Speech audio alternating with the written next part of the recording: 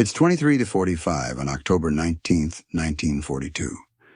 The sea is black flat and quiet in the way only war ever makes it quiet. PT-48 cuts forward at low-speed engines, throttled down, wake, barely visible. Lieutenant Robert Lynch is 26 years old, 14 night patrols, 0 confirmed kills. Not because he hasn't tried. Because nothing he's been given actually works. Ahead, Japanese supply barges move south in the darkness, low silhouettes, steel-plated, shallow draft. 60 troops per barge, sometimes more. Ammunition, food, fuel, everything the Americans are trying to starve out of Guadalcanal, sliding past every single night. This isn't bravery versus cowardice. This is math. PT boats were built to kill ships with torpedoes, heavy torpedoes, deep-running torpedoes. Lynch knows the numbers. His Mark 8s are set to their shallowest depth, 10 feet. The barges draw 5. The torpedoes don't miss. They pass cleanly underneath like expensive metal fish doing exactly what physics tells them to do. The 50 caliber Brownings open up anyway. 800 rounds per minute. The tracers look impressive. They spark beautifully off the barge armor. And then, nothing. The barges keep moving. The supply run continues. The enemy doesn't even slow down. This has been happening for weeks. PT boats detect the barges. PT boats attack. Torpedoes fail. Machine guns fail. The barges return fire. Sometimes a PT boat limps home. Sometimes it burns. Squadron 3 has already lost boats. Sailors are dead. The pattern is clear. Brutally clear. The Japanese know it too. When destroyers became too risky, they switched to barges. Slower, smaller, harder to detect, immune to the weapons designed to stop them. They run supplies every night down the slot, while American crews watch helplessly through binoculars. This isn't a tactical mistake. It's a system failing in real time. Lynch keeps his eyes on the water ahead, knowing exactly what will happen if he attacks. The torpedoes will run under. The machine guns will spark. The barges will keep going, again. War isn't asking him to be brave tonight. It's asking him to solve a problem that on paper has no solution. By late 1942, it's clear this isn't bad luck. It's repetition. The same contact reports, the same attack runs, the same outcome. PT boats were designed with a single assumption baked into their doctrine. The enemy would be ships, real ships. Steel hulls, deep draft, predictable profiles. That assumption no longer exists. Torpedoes are precision weapons, but only when the target fits the math they were designed around. Against destroyers, they work. Against cruisers, they work.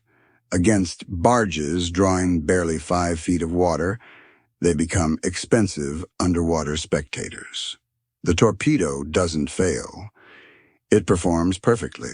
It just solves the wrong problem. The Japanese understand this faster than anyone else.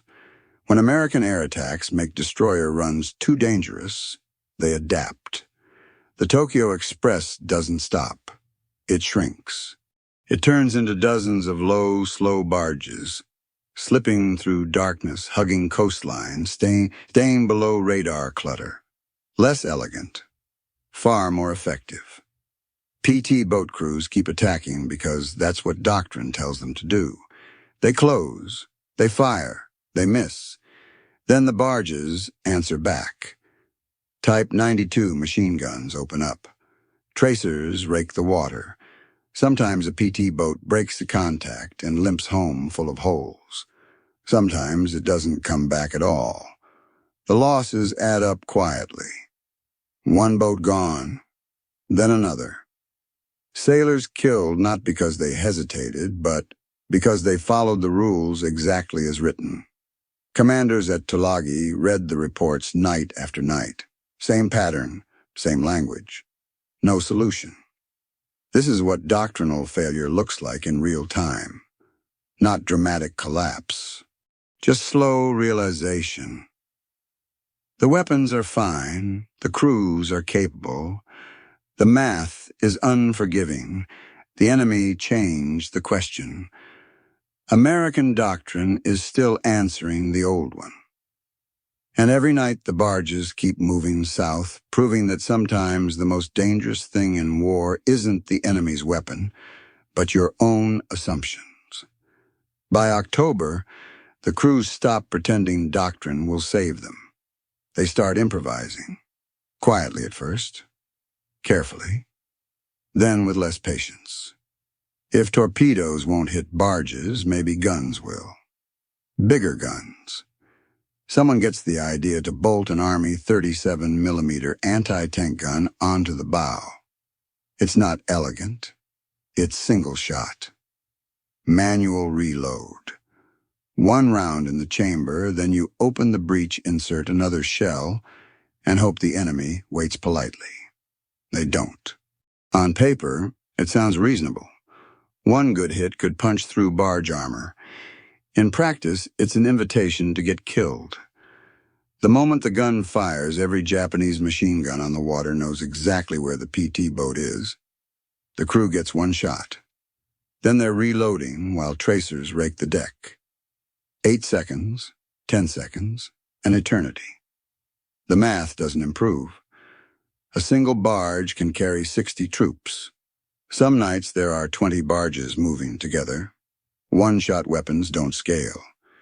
You might disable one target, maybe. Meanwhile, the rest keep going, still delivering men and ammunition down the slot. The problem isn't courage. Nobody questions that. PT crews keep closing the distance, even when experience tells them how it ends. The problem is tempo, rate of fire, density of explosives on target. One shell every few seconds cannot stop a convoy. Commanders know it. The crews know it. Everyone understands they're using tools meant for a different job. These stopgap fixes are better than nothing, but only just. They buy time. They don't win fights. And that's the dangerous moment. When the enemy keeps adapting, your losses keep mounting, and the only solutions available are the kind that work once, maybe twice, before they get you killed. The war has cornered them, not into bravery, into creativity, something faster, something automatic. Or the barges keep moving, and the boats keep burning. At dawn, Henderson Field doesn't look like an airbase. It looks like a scrapyard that used to fly. Broken wings lie half buried in coral. Fuselages sit twisted beside the runway. Engines seized. Cockpits shattered. Dozens of P-39 and P-400 fighters that will never leave the ground again. Lieutenant Robert Lynch walks past them slowly. Not as a pilot, not as an engineer, just a man looking for something that still works. The Airacobra is a strange aircraft.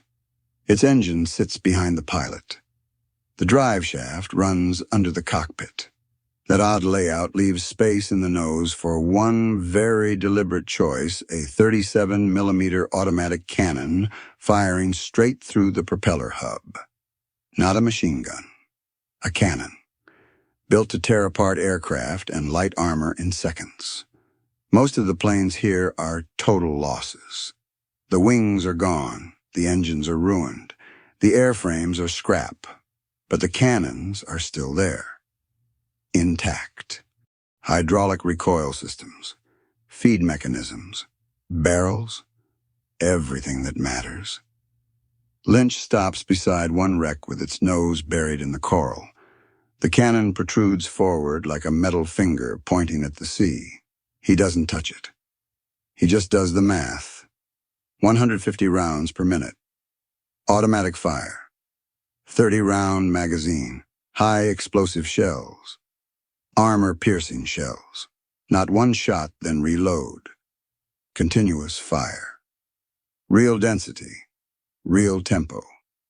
For the first time in weeks, the numbers start working. There's no manual for this, no form to fill out. No officer in Washington has approved anything. Aircraft weapons are not supposed to live on boats. Boats are not supposed to fire automatic cannons salvaged from crashed fighters. The Navy prefers diagrams, committees, and time. None of those are available. What is available are wrecked airplanes, desperate crews, and barges that keep running supplies every night. By afternoon, Lynch is talking to mechanics instead of pilots. Wrenches come out. Cutting torches follow. Someone asks if this is authorized. Nobody answers. The question doesn't matter anymore. This isn't innovation born in a laboratory. It's survival doing the paperwork itself.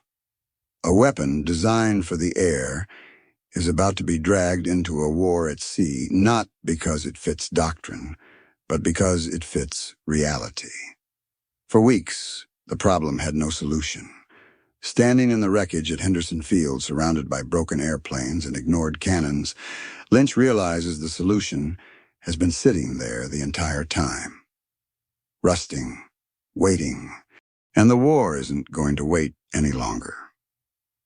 By early afternoon, Henderson Field turns into something it was never meant to be. Not an airbase, not a depot, a workshop built out of desperation. Wrecked fighters lie open like carcasses. Cutting torches hiss, wrenches scrape. Nobody is gentle. Time doesn't allow it. The first cannon doesn't come out easily. The bolts have been baking in tropical heat for days. Metal swells. Thread seize. Someone uses the wrong socket size. Close enough. Wartime standards are flexible. Hydraulic lines refuse to cooperate. Fluid oozes slowly thick like syrup. The recoil system doesn't want to let go of the airplane it died with. They improvise. Gasoline instead of penetrating oil. Weighting instead of precision. Muscle instead of manuals. It works. Barely. When the cannon finally breaks free, it hits the coral with a dull thud. Heavy, solid, real. Not every gun survives. One recoil cylinder shows a hairline crack. Scrap. Another has a bent feed pawl. A file fixes that in 30 minutes. One cannon is perfect. Pristine somehow, untouched by the crash that killed its pilot. War is unfair like that. There's no mount for this weapon. PT boats were never meant to carry aircraft cannons. So they build one. Steel plate scavenged from wrecked landing gear. A pipe cut to size. Welds laid down fast and ugly. The generator cuts out every few minutes. Fuel is rationed. They weld in short bursts, waiting then welding again. This isn't a Navy yard. It's survival with sparks. By nightfall, the pedestal stands. It wobbles slightly. Probably fine. Probably. They load the cannon onto a truck, then onto a boat, then onto PT-48. 3 sailors ride with it, holding the gun like it might decide to escape. At the dock, the crew drills through the deck by hand. 30 minutes per hole. 4 holes. Nobody complains. They just rotate positions. Arms ache. Sweat drips. The base plate goes down. Bolts tighten. The cannon is lifted into place. Ammunition is handled with equal elegance. There is no storage, no racks, no system. Magazines are stacked on deck beside the gun. If the boat rolls, they'll roll too. Someone jokes that gravity will decide the reload order. There is no test fire, no training run, no checklist signed. The gun has never been fired from a boat. The mount has never been stressed. The crew has never practiced reloads.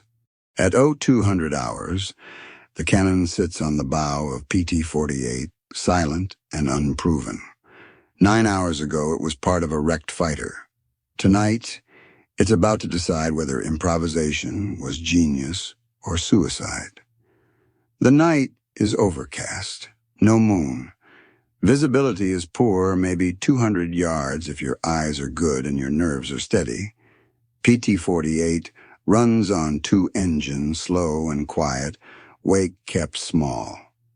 The new gun sits on the bow, dark, untested, pretending it belongs there.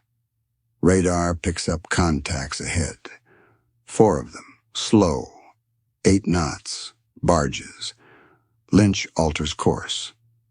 This time there are no torpedoes in the plan. There is only the cannon. Nobody says it out loud, but everyone is thinking the same thing. This will work, or it will kill us.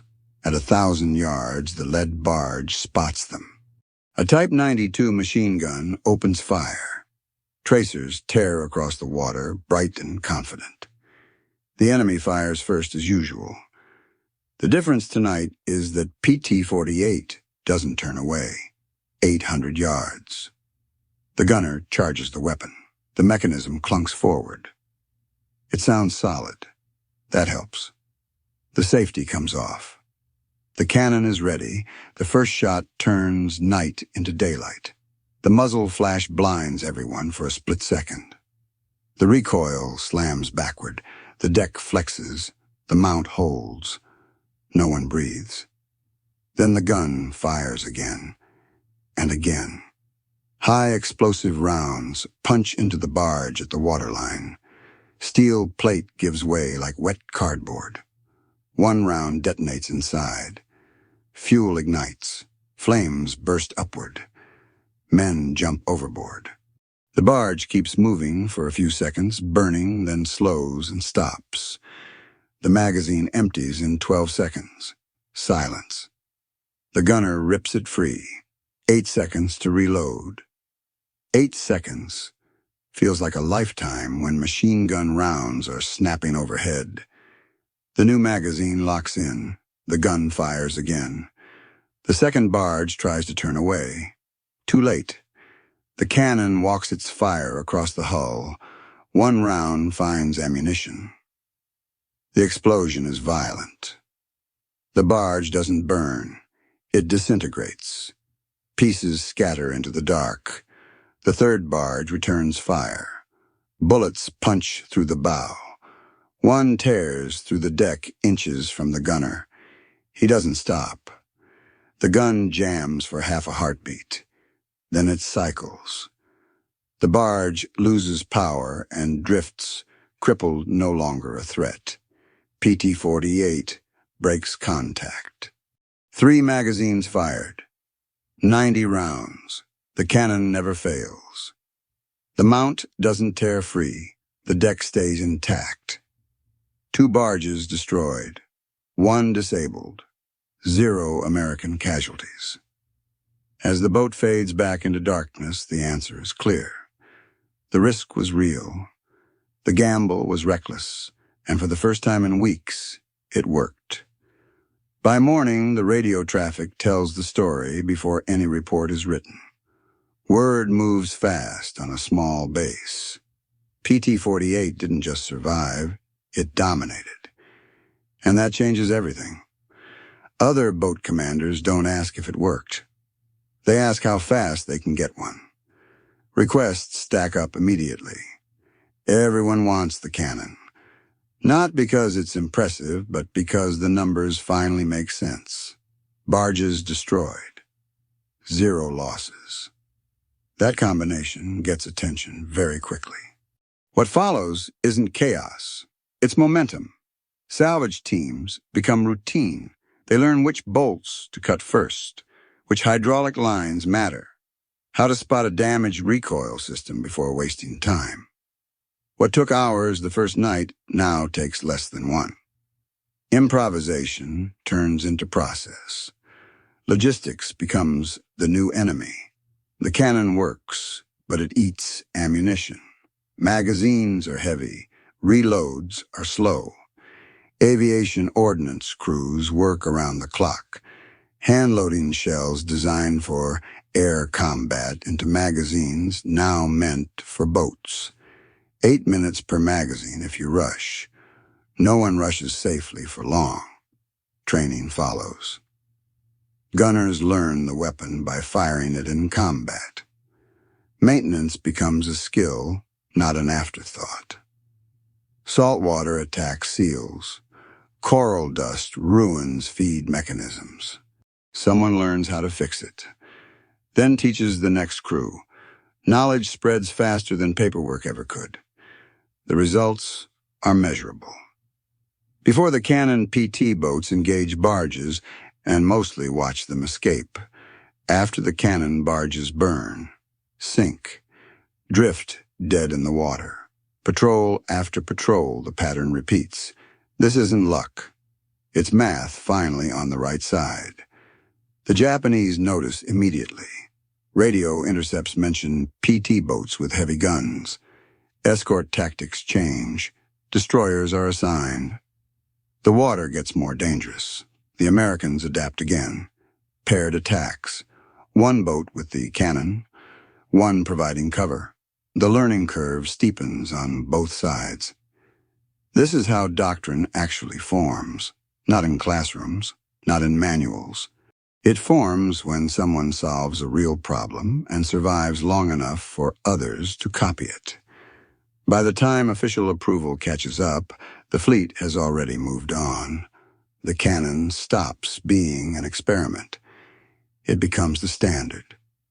What began as desperation now defines how PT boats fight. And the barges that once moved freely through the night start disappearing at a rate the enemy can't replace. By the end of the campaign, and the paperwork finally catches up, the 37-millimeter cannon stops being an experiment and becomes standard equipment.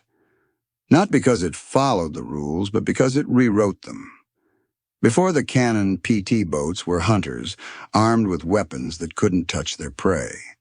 They closed in fired torpedoes that ran too deep, sprayed machine gun fire that looked dramatic and accomplished nothing, then withdrew or burned. After the cannon, the equation changes. Barges don't slip through the night anymore. They explode. They stop. They don't arrive. That change didn't come from a committee. It came from a commander who accepted risk without permission. If the mount had failed, if the deck had collapsed, if a crewman had died during the first recoil, careers would have ended. Court-martials were a real possibility. The safe choice was to wait. The correct choice was not. War doesn't pause for procurement cycles. It doesn't care about approved diagrams or stamped forms. It rewards solutions that work now. The cannon worked because it solved a real problem with the real constraints using what was already there. Wrecked aircraft, spare steel, crews willing to try. The Navy eventually formalized the idea. New mounts were engineered. New cannons were produced. Manuals were written. Training programs followed. But all of that came after the outcome was already decided on dark water at close range under fire.